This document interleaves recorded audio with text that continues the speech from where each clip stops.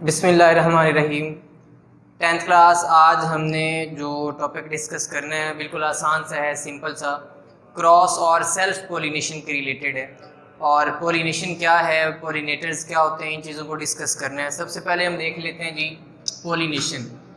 बेटा जो पोलिनेशन का वर्ड है इसका जो मतलब है वो बेसिकली पोलन ग्रेन्स की ट्रांसफ़र है, transfer of pollen grains.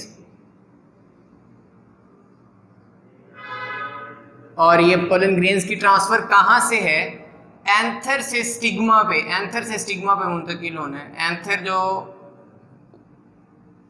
Androecium का हिस्सा है यानी कि मेल पार्ट है, और स्टिग्मा जो कि गाइनेशियम का हिस्सा है। पोलन ग्रेन्स एंथर से स्टिग्मा पे मुंतकिल होते हैं। इस अमल को आप नाम देते हैं पोलिनेशन का।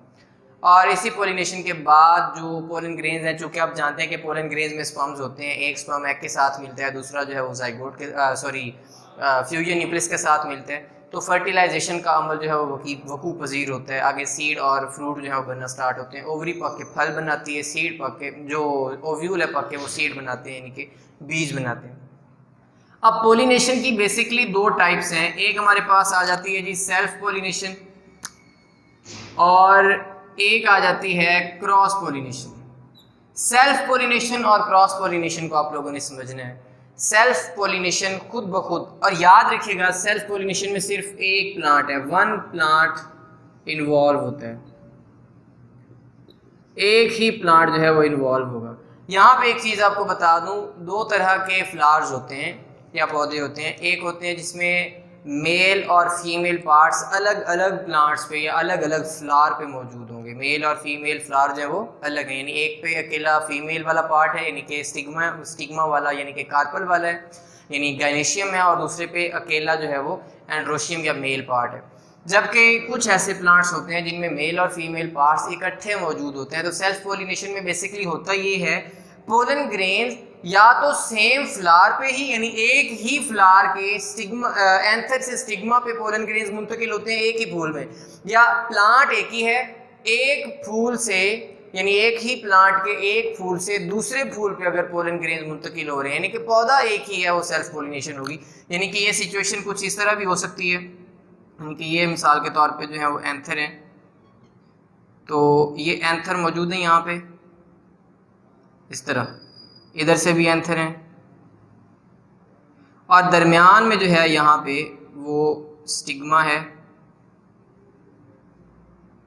यानी कार्पल वाला हिस्सा, और यहाँ पे स्टिग्मा है। अब पोलन ग्रेन्स जो हैं यहाँ से गिरते हैं एक ही फूल से, यानी कि एक ही फूल में ये हिस्से मैंने बनाए, यानी उसमें एंथर और स्टिग्मा जो है वो एक ही फूल में है, फीमेल और मेल पार्ट जो है वो एक ही फूल के अंदर मौजूद हैं।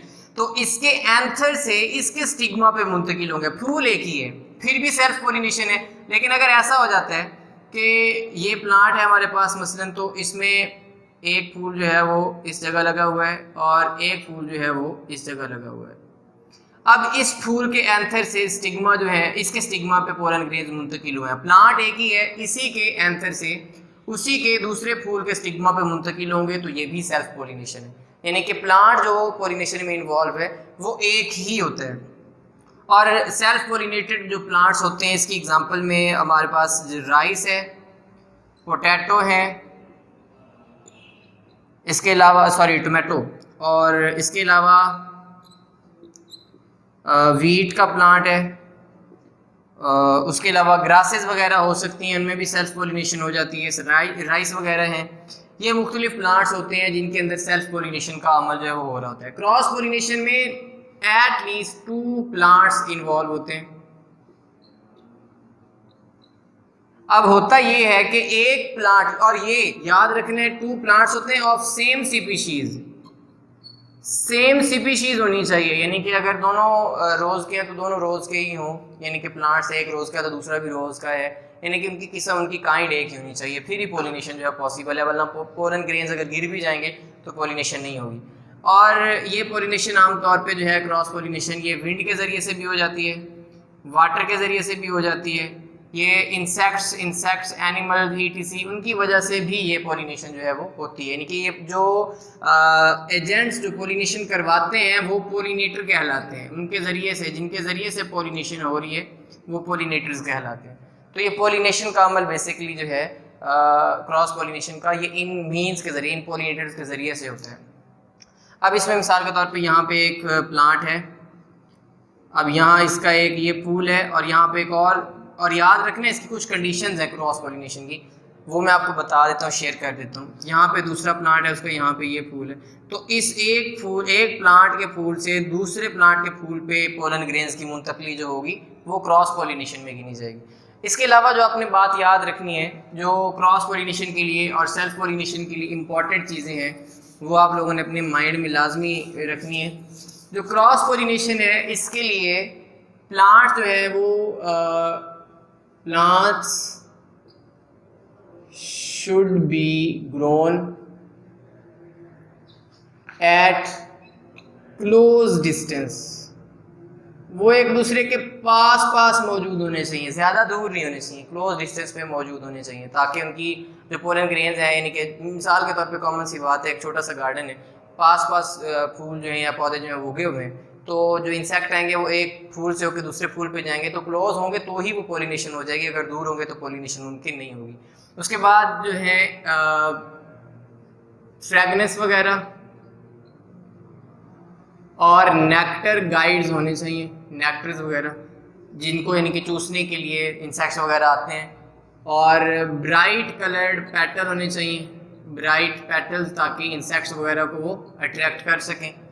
और फिर आती हैं मुख्तलिफ आगे जो कंडीशंस हैं इंसेक्ट पोलिनेटेड और विंड पोलिनेटेड प्लांट्स के लिए, वो अलग अलग उनके लिए उनमें स्टिग्मा की शेप, पोलन ग्रेन्स की शेप, उसमें जो एंथर और स्टिग्मा है उनकी शेप किस तरह की है, पोलन ग्रेन्स की किस तरह की है, फूल किस तरह के होते हैं, नेक्टर गाइड कैसे होते हैं, और उनमें पोलन ग्रेन्स का साइज़ क्या है या फूल का साइज़ क्या है, ये तमाम चीज़ें बेटे को टेबल में लिखी हैं, उनको एक मरतबा रीड कर लीजिएगा। तो पोलिनेशन का ओवरऑल टॉपिक जो है हमारे पास वो कवर हुआ है। नेक्स्ट इंशाल्लाह सीड की डेवलपमेंट, उसकी स्ट्रक्चर जो हम डिस्कस करेंगे। अल्लाह हाफ़िज़।